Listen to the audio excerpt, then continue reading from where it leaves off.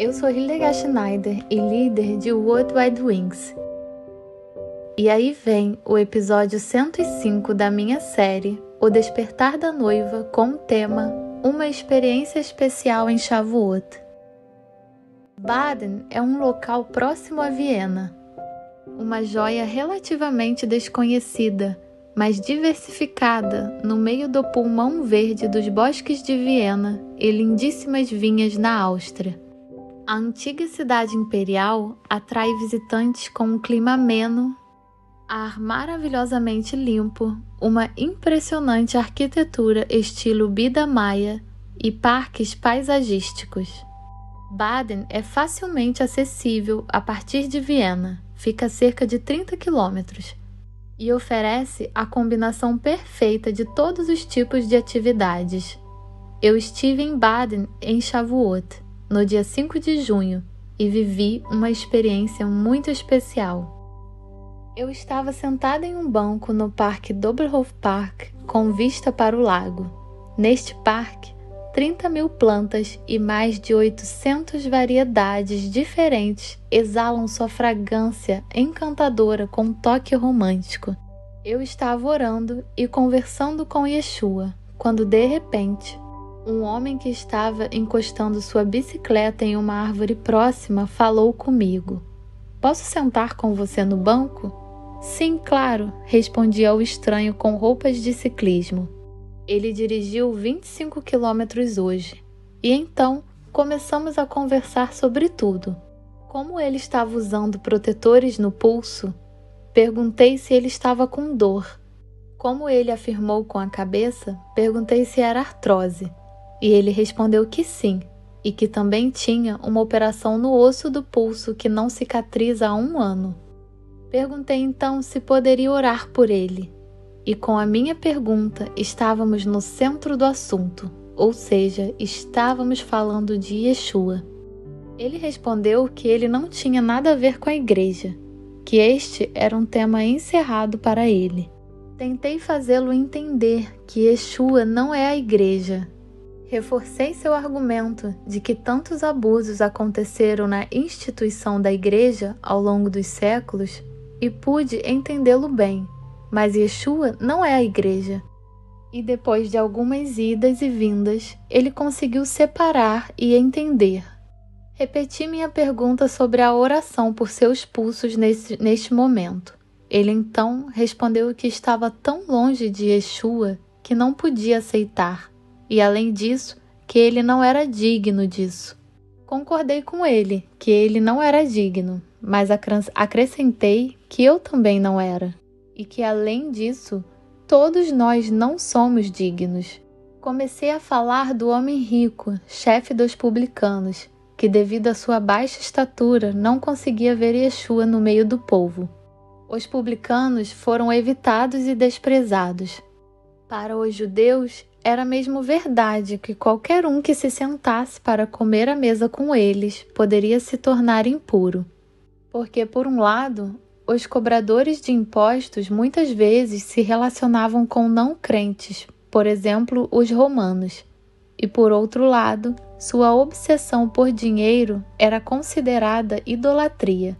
Mas a parábola mostra o foco de sua crença em Elohim. Este homem conhecia a parábola e fazia então todo sentido para ele que ele não era digno. Eu perguntei então seu nome e comecei a falar. "Cara, Yeshua te ama. Ele está batendo na porta do seu coração.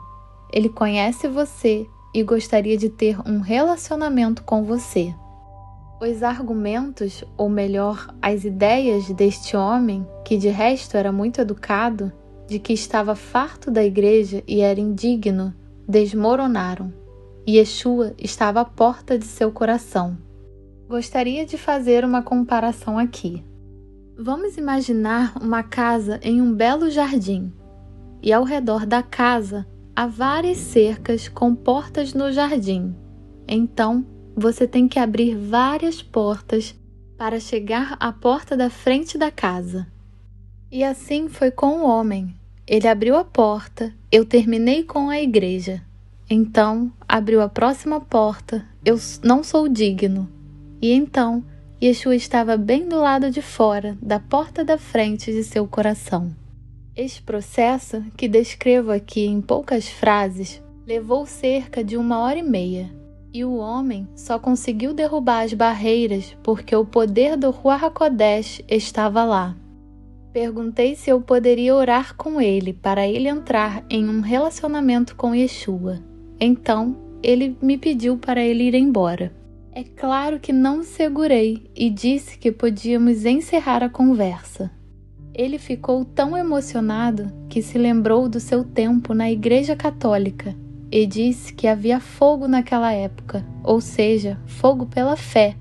E então ele falou com muito amor de seu padre na época, que cuidou tão bem da igreja. Então ele olhou para mim e disse que eu lembrava-o este padre e que eu era uma pessoa especial. Eu disse a ele que quase tinha lágrimas nos olhos agora. Ele olhou para mim e disse que também tinha lágrimas em seus olhos. Ele não conseguia mais falar, ele estava muito emocionado. Ele se levantou repentinamente, me agradeceu pelo tempo que eu tinha dado a ele e disse que tinha que ir embora agora. Ele me mostrou que estava com o corpo todo arrepiado. O Ruach HaKodesh caiu sobre ele e, através do poder do Espírito de Elohim, ele foi capaz de superar as barreiras que ele havia colocado na porta de seu coração. E isso me lembrou que foi exatamente isso que aconteceu em Shavuot. Os discípulos foram tocados no coração pelo poder do Ruach HaKodesh. Ao ouvirem tais palavras, ficaram agoniados em seu coração. Atos 2:37. E este homem foi atingido no coração. Ele sentiu novamente o fogo de sua infância que ele até então tinha. Então, quando ele se afastou de mim, olhei para o lago, e o que eu vi? Uma noiva. A imagem da noiva também pertence a Shavuot. Naquela época, no Monte Sinai, quando Yahvé queria se casar com o seu povo, fiquei muito emocionada com essa experiência em Shavuot. Yeshua queria e quer alcançar este homem. Perguntei a ele se ele sabia que hoje era Shavuot e que o nosso encontro não foi coincidência. Da conversa com o homem, obtive alguns dados importantes, seu primeiro nome e onde mora, ou seja, em qual lugar de Baden. Vou ligar para o correio em Baden e tentar fazer com que o carteiro dê ao homem um pacote de livros. Talvez haja apenas um Kal nesse bairro. Enviarei um livro ideal, que dou muitas vezes. Se chama O Segredo da Lealdade Eterna, um estudo da aliança de sangue. Ficarei muito feliz se você orar comigo para que eu consiga enviar o livro para este homem. Sejam todos ricamente abençoados.